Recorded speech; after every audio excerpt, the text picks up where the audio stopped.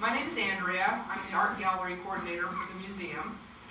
And first I'd like to make a couple of short announcements. Thank the sponsors for the show tonight. Ann Faith for the Bill Faith family. TJ Frisbee Bicycles. Bev and Ron Atkins and the Heritage Inn. Also like to remind everyone, that's okay, Geoff, that any purchases tonight for the museum members, you get a 10% discount. And we would also like to remind people that we need donations for the lighting fund. It's part of the Carroll Evans Handyman Fund, and it goes towards all these jazzy lights that they put up to brighten up the artwork, which doesn't need all that much more brightening up, but it's looking good. Yeah. It's looking good, so. Well, I use glow-in-the-dark paint sometimes, but it wears out very quickly. That's what we need is glow-in-the-dark type lighting. No, that'll just end up inflating the budget too much. Okay, anyway, I would like to introduce Geoff Voigt. He's a local artist. I'm going to turn it over to him. Thank you much. No, I'm sorry. No. I'm really sorry. We're not going to turn it over to Geoff yet. Why? Okay. Because, as one of your original instructors, One of the first. I wanted to That's Dick introduce Benson, you. by the way. Oh, I'm Dick Benson. I teach up at the college, so Like I'm I good said, to you do get that. special treatment. And I do get special. But you deserve it. This is a big guy who used to hang around the Saracoso studios and worked very hard. We were just talking earlier about the fact that we had a microwave and a refrigerator. Yeah. And that Did you ever defrost that? Paul Paul had a rooster in it. But Geoff always had a unique vision, and I was always very happy to hear how he went from Saracoso to Eventually Claremont Graduate University. well, by way of eventually CSULA. South Yeah. and I was always very, very proud to hear what he'd done, having done, a local Ridgecrest, homegrown, and obviously a very unique, visionary artist. And so, I would like to say, please welcome this guy.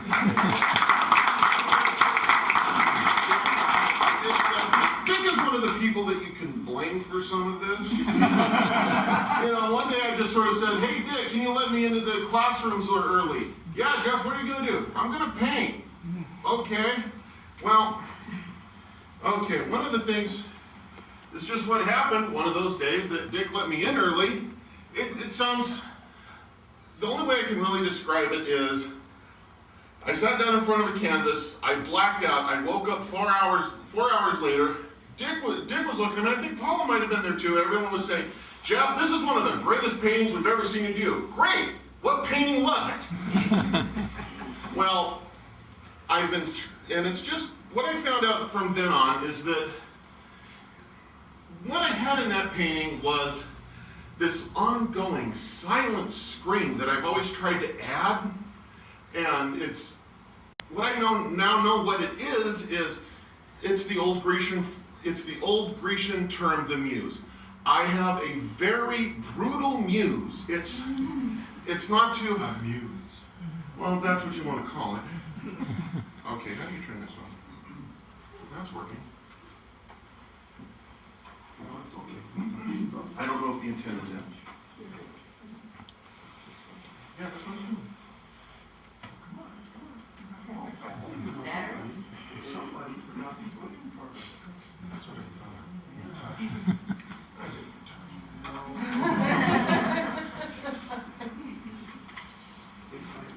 There, we're going to try now, because it was a very brutal muse, and I've learned how to, I've always tried to learn how to work with it.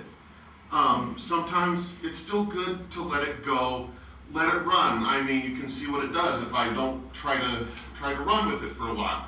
If I can control it, if I can try to work with it. I can do a little Googie Love over there and things like that.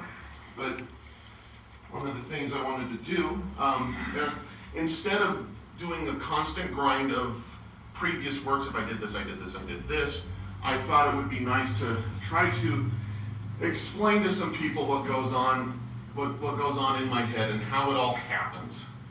And so the best way to do that is to start by showing off some of the influences. I said, show off the influences. There we go. Like I said, I have to start off with some of the basics here, because here we have Frank Zappa and here we have Rod Serling. Two of the lessons I learned from these guys is weirdness can be a weapon. Use that weapon, enjoy it, but also make sure that if you're going to go that route, make sure that you are willing to pay the price. Make sure that it doesn't matter if you're going to be, if it's Call Any Vegetable or Last Stop at Willoughby. Those two guys said a lot about, do you have the guts to try to do something on your own? And I decided to try to say yes. What we also have over here, that guys, please don't hate me for liking a French philosopher. That is a gentleman by the name of Jean Baudrillard. He's best known for a theory called the theory of hyper-reality, in which it basically says that the reality that you work with in your mind, what happens within media, turns into an echo chamber that actually becomes more real or more used than actually reality itself. Basically, I think he probably saw Paris Hilton 50 years ago. And we get into some of the techniques. Some people might know this guy, William de Kooning. For a very long time, I called him God. I no longer do so, but I still take influence from him. This was a good balance of chaos and order. He found the middle ground. And I spent a very long time studying him until I found out I was kind of studying him a little too much and I broke away. This gentleman right here is a gentleman by the name of Takashi Murakami. He is probably one of the biggest Japanese artists right now. He kind of found happy pop before I did. He's known for the super flat theory of Japanese society, and also, as you can see, all these works. Go back. Some of these flowers, and that is a gal by the name of Elizabeth Murray. Elizabeth Murray was not the first person to do shaped canvases, but she's really the one who kind of blew it apart, like put down the roadmap.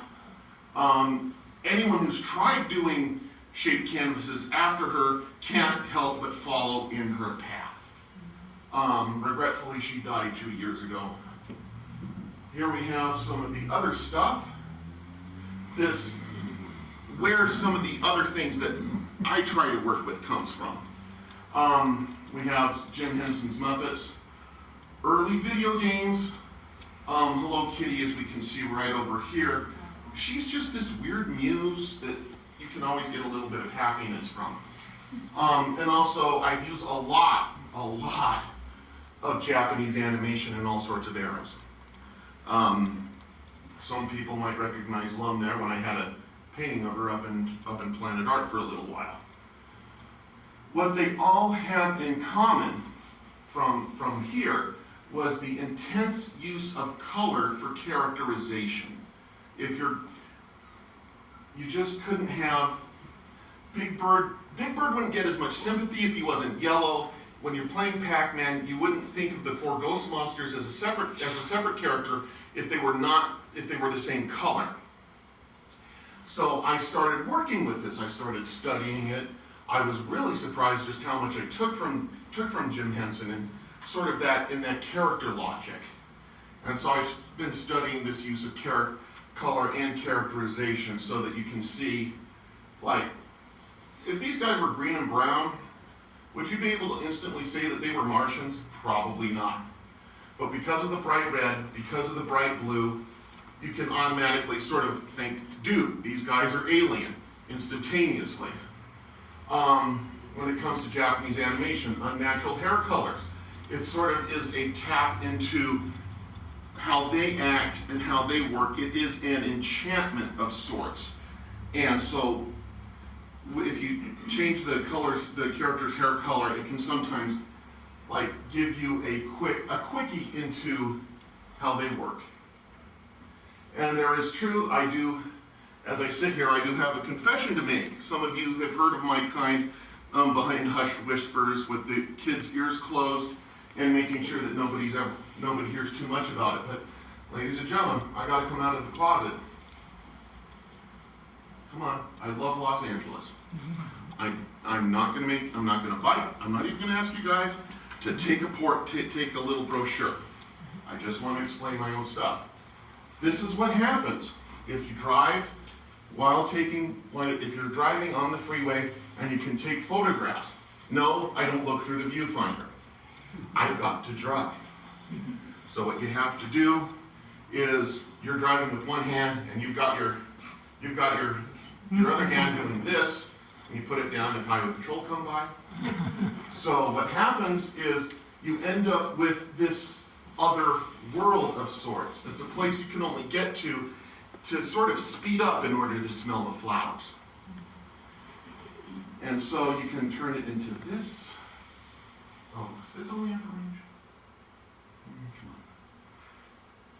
Come on. There we go. That's the San Pedro Pier at 40 miles an hour. It's very even, isn't it? Come on. Yeah, we can also cheat.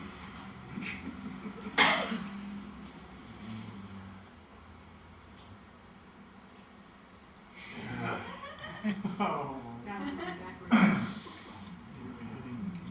Stop.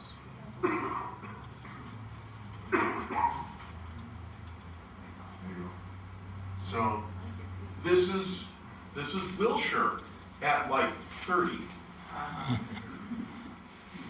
So you can try painting it, and it doesn't capture it completely, but it gives you a piece to play with. You can do that. Some of you might actually recognize this over here on the right arm of my poor fellow down there. And that, if you ever see a wonderful idea in a picture, what the old adage is that okay, artists borrow, some people steal. Hopefully I'm stealing. I'm just going to keep using the keyboard here because I trust the keyboard. That I think is the 110. I'm not sure which, but I just love this movement. And you have the trails. It just turns it into something. It just turns it into something else. And you can try all you want, and to compensate, you can add iridescent paints, fluorescent paints, things like that. West Lake Theater.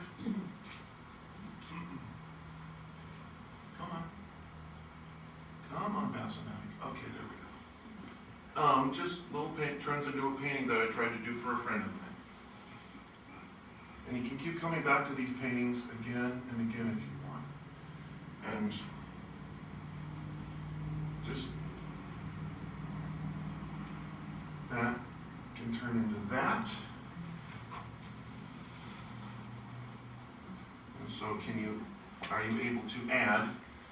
Sometimes I am, sometimes it'll work. And then I can also try to add some other stuff like some of the male gaze works. This is the raciest I want to get into with this museum. Whiplash Zippy. And so you just start adding, so what if they're 20 feet tall? I don't care. It adds a little fun. And with the cartoon logic, you can give the buses little faces. You can add a Eurotrash gargoyle if you want.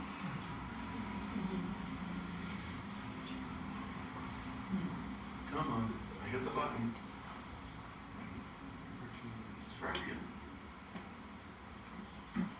There we go. Hi, we're gonna try that again.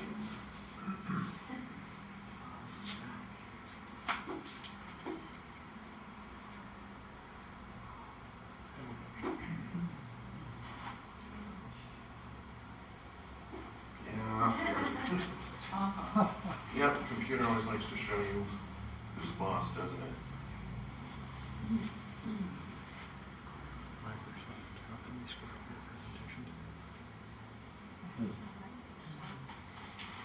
Tricky way of looking at the work.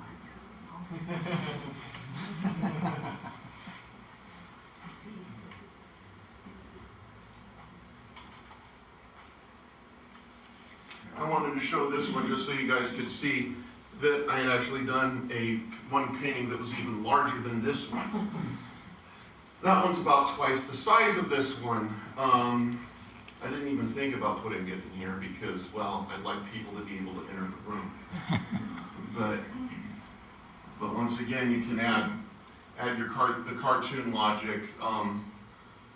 My mom has a bunch of hummingbirds in her backyard. That's why I threw this one in. Don't ever try to find a reason to add it. Sometimes just because is a really good reason to add something into a painting. You know, don't be afraid to give the robot a leather jacket. Don't be afraid to give him an Elvis pompadour. Because sometimes you can have, it's okay to be stupid sometimes. It gives you a release. It can, what's the word? Well, if you can just do it once in a while, that's okay. But if you do it too much, you end up with reality television. And I just wanted to, I do have a Flickr webpage with some of these, and I just wanted to also give the little note there that yes, I do have some paintings that people may or may not want to see. So it's like, be careful, folks. Okay, that time I wanted it to end. Let's turn on the lights and I can answer questions about the paintings. Wrong one. I was just.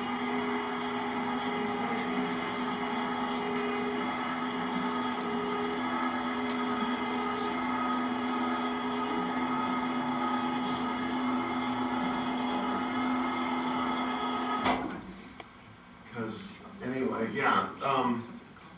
Try to explain some of the artworks here. Why don't we start off with dominance? Because sometimes,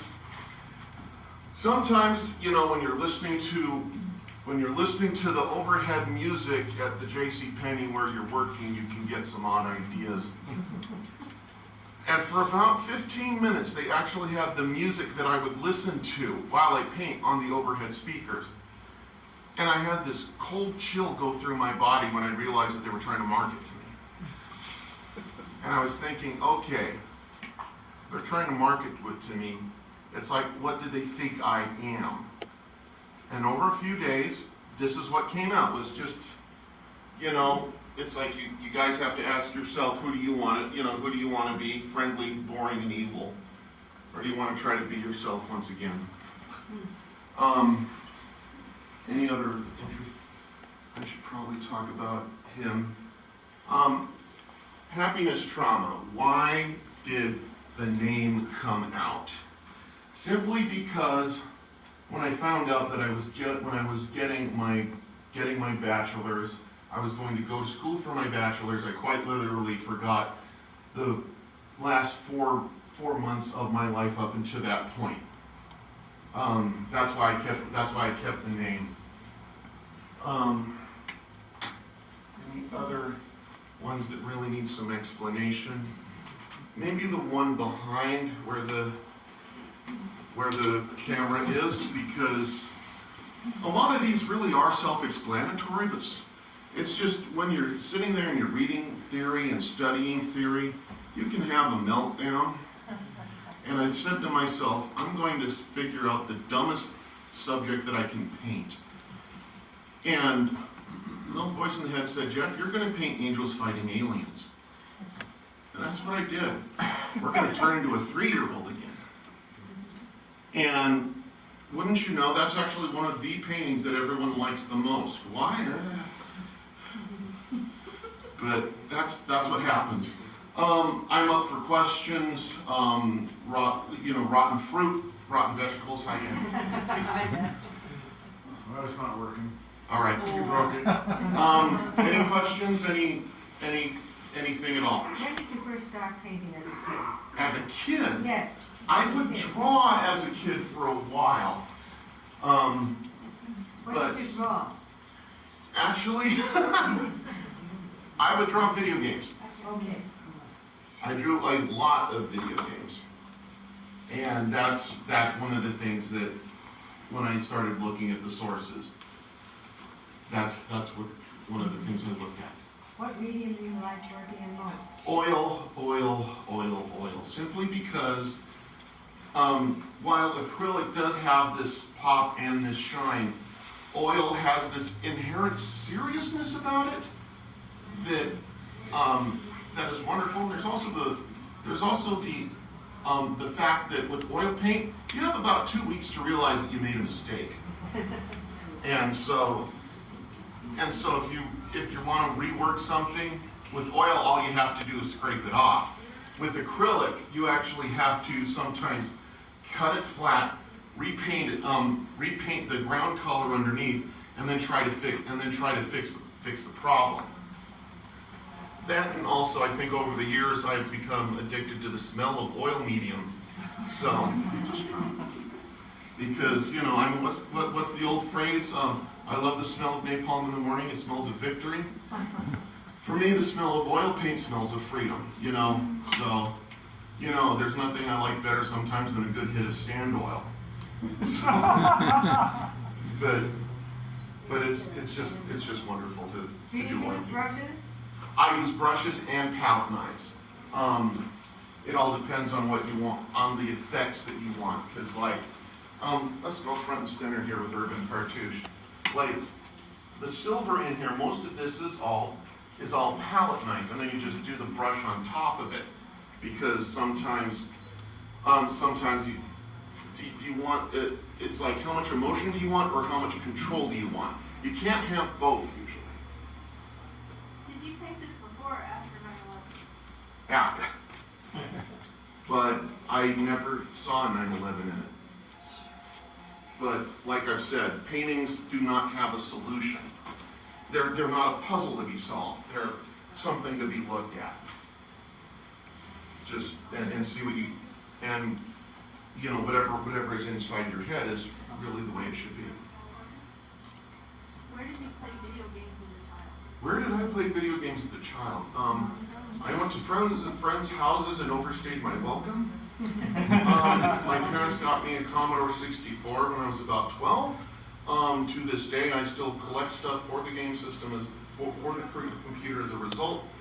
And also from time to time, whenever we would go on trips to Phoenix, my father would find the largest video arcade that he could and throw us in there for about a couple hours.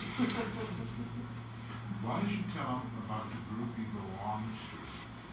Yes, Well, if you want, it's very simple. It's just I help run the Southern California chapter of video game collectors. We call ourselves SC3, Southern California Classic Collectors. And so I've sort of become the Renfeld of the group, doing all the heavy lifting and sort of cheerleading, and we're also going to be trying to get a convention, a semi-convention going on later this year. Just trying to get everybody together. Do you have a vision before you use the shape? Usually with the shapes, yes.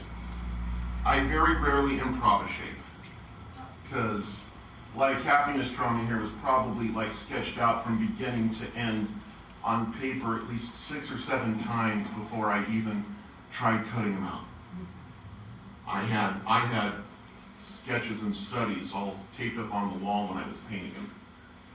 And what was kind of funny was in the sketches, I had the orange on the top and the blue on the bottom. And then I remembered that, wait a minute, if it's sunset, you're gonna have orange on the bottom and blue on the top. But that doesn't bother me as long as there's some authenticity to it. Do you paint it first and then apply it? Oh, no, you have to stretch it first. You have to stretch it first. Otherwise the image would distort. I know, how could you tell, Jeff? But, you know, there's like stresses that would be in the painting if you tried to paint it then stretch it. You might be able to get away with it with acrylic. I mean, I actually thought about that once or twice, but that would be an odd way to do it personally. What made you think of doing collage? None of these are collage. That's not a collage? No, but I can understand why you would think why you think it is a collage, because that is at least 4 or 5 different references. So maybe in a way you are right in that it is a collage, but it's not collage in the classic sense of cutting a magazine or anything like that. But it's like mentally cutting a piece from a picture that you need and putting that part in the painting. So you know what, you might be right. Maybe that has been a collage all this time and I just didn't see it.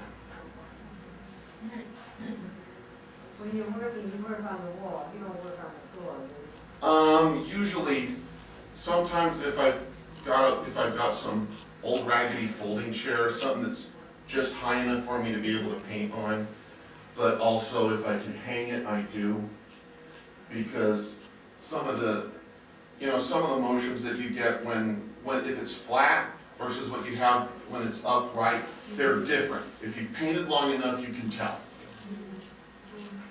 Yes? There are 2 canvases there, the shape one on the front and the background canvas? Okay, because they look like they're separate canvases. They are. I think why you got the collage here. Well, yeah, once again, maybe it has been a collage on this. And in good sense of dimension and distance, when you're standing in front of it, you suddenly are aware that the background is in the back, and these figures are coming forward. Mm-hmm. At first, I mean, out there, you don't notice it.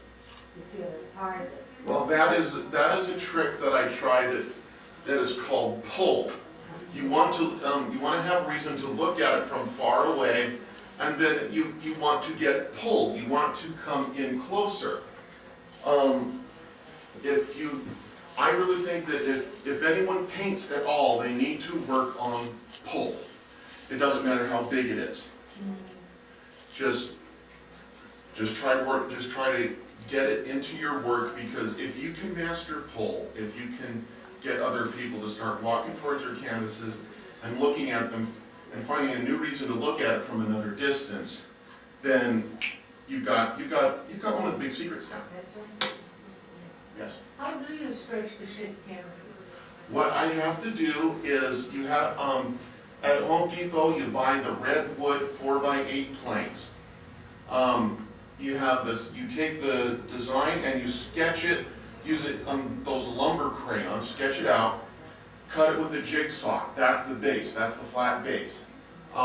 Then you can do one of 2 things. You can either try to hollow it out for weight and so that you can have that classic stretched canvas, or like this guy here.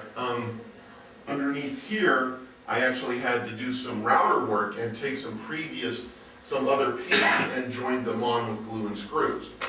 And so that you can break, that's how you break the 4x8 barrier, so to speak, because otherwise you're limited by the size of the plank of canvas. There's another way you can do it in which you try to make all the pieces fit together like a jigsaw puzzle. And that's actually another legitimate trick you can play with, because it gives it a different look.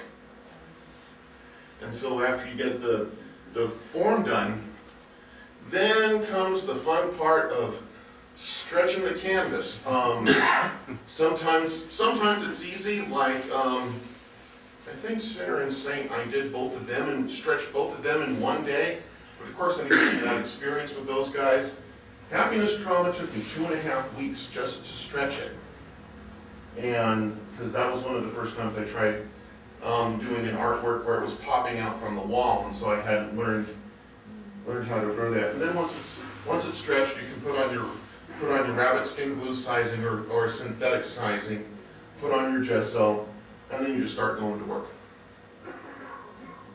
Did you learn that piecing, like that base piecing, in like The jigsaw? Or what? Yeah. Oh, the jigsaw trick was I started doing almost out of desperation because it was the first technique I ever tried.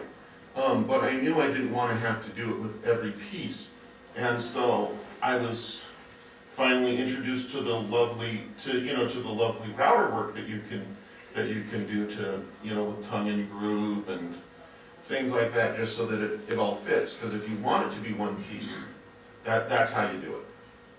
So that's a solid piece of wood. This is now a solid piece of wood with a seam, that's got glue at a certain level. And that's solid. That is solid. That actually has nothing hollow on underneath. He's actually probably the heaviest artwork in the room. Really?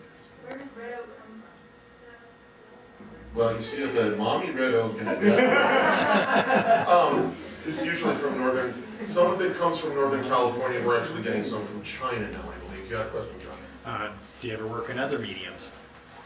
Other than acrylic and oil, Painting. in painting, for me, watercolor has always been too inherently delicate for my temperament, because, well, yeah, some of the guys here have seen me paint. I'm yelling, I'm screaming, I'm chewing on my own hands sometimes. And watercolor is always very quiet. It can be kind of peaceful, and you try to make the color float into the water, and I can't do that. I tried painting in gouache once, and I think I accidentally ripped apart the paper. But when it comes to 12-ounce canvas, oil, the really sturdy, the really heavy stuff, that stuff I can go to town on and just rip into it. I love it. That's where your energy is. Yes. There's been a lot of talk about techniques. Are there any techniques that you feel you haven't explored a lot yet that you'd like to? Oh, you want a list? There's a few. There's one that I feel that is the one that got away, which is I was trying to print black and white photographs on canvas and then paint on the canvas. But for those of you that have never tried it, printing black and white photographs on canvas is even trickier than paper. And the few images I got just on canvas, they looked really weird. And there's another trick that I want to work with eventually, which is to start putting stencils, like some vinyl stencils on a canvas, so that you can airbrush it first, then pull off the stencils, and maybe start painting by hand, so that you have this clash of styles. As soon as I can get a larger studio, that's one of the things I want to do. Do they make stencils in Godzilla size? Yes. Sweet. You go to any sign shop. Anything else? I guess thank you very much, folks. It's been a nice evening. I hope you can all enjoy the artwork in each other's company. So.